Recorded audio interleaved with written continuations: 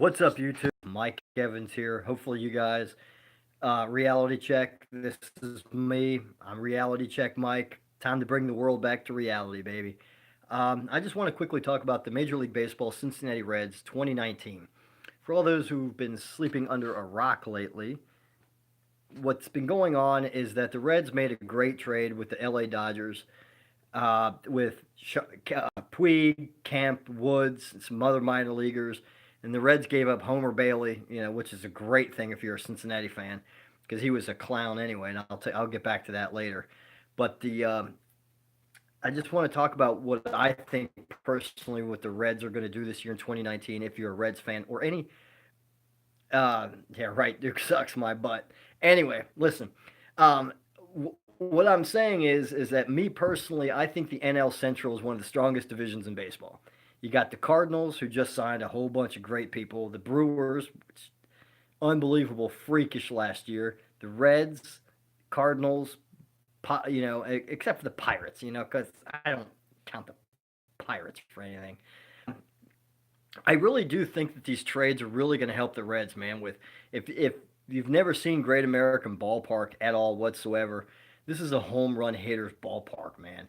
And if you look at like Kemps, Puig, Votto, Eugenio Suarez, my God, the list goes down and down and down. The only weakness in the offense is going to be Tucker Barnhart betting, who's the catcher, and he's going to bat seventh or eighth in anyway, and he's just going to be, he's not solid offensively. Defensively, it's going to be great. But I think in that ballpark, and yet you got these so-called experts from ESPN, which I've banned them a long time ago because they have no idea what they're talking about. They always come up with, oh, the Yankees are going to win the World Series every year for the past 30 years, and yeah, whatever. But I really do think that this is going to help out the Reds offensively. Really, this is going to help out. Especially, I'm hoping that Votto and Puig just come like the Bash Brothers of the early 90s, if anyone knows what I'm talking about.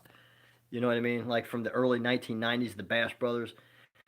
Can you imagine, though, that just those two together is just going to tear it up?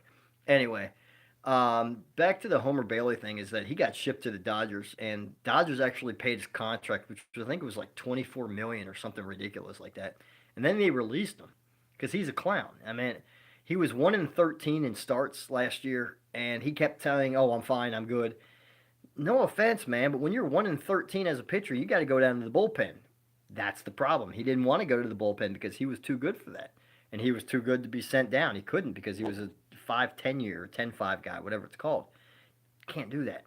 So they got rid of him, and then the Dodgers just released him. Like, see ya, adios. Wouldn't want to be you. Come on.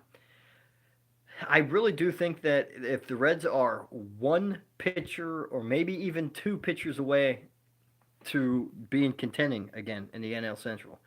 Um, I know they got the pitching coach from the Milwaukee Brewers over there, and he has some influence. So I think from the Brewers, he's a free agent. His pitching coach is supposed to be like a god and all this stuff. So I think with the rotation that they have, it's going to be solid with the closer and the middle relief guys, and it's just going to be unbelievable. But like I said, I think the NL Central is going to be one of the toughest divisions in baseball.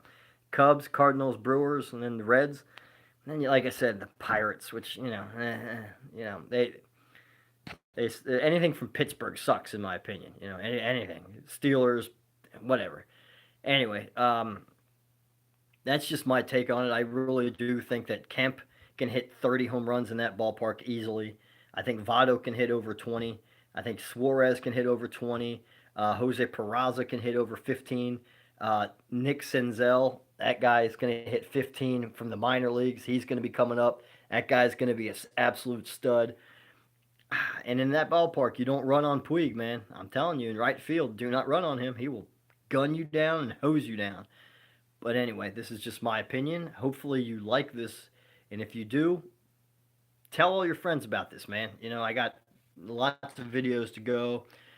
But like I said, if you agree with me, like it. If you don't disagree, I'd love to hear your comments. We can argue all day because I'm going to win the argument.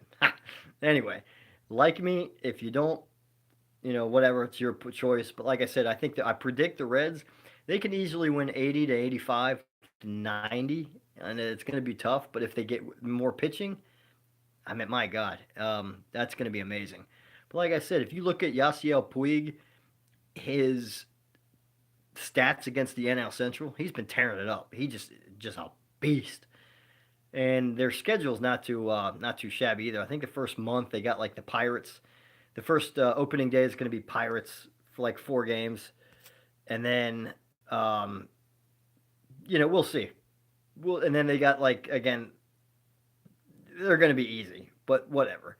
But big Reds fan right here. I've been a fan since God 1979 when I was born, and so we'll see how it goes. Nothing new here, man. Just kind of big Reds fan, hoping one of the best opening days in all of baseball. Nobody can top it. In case you're new,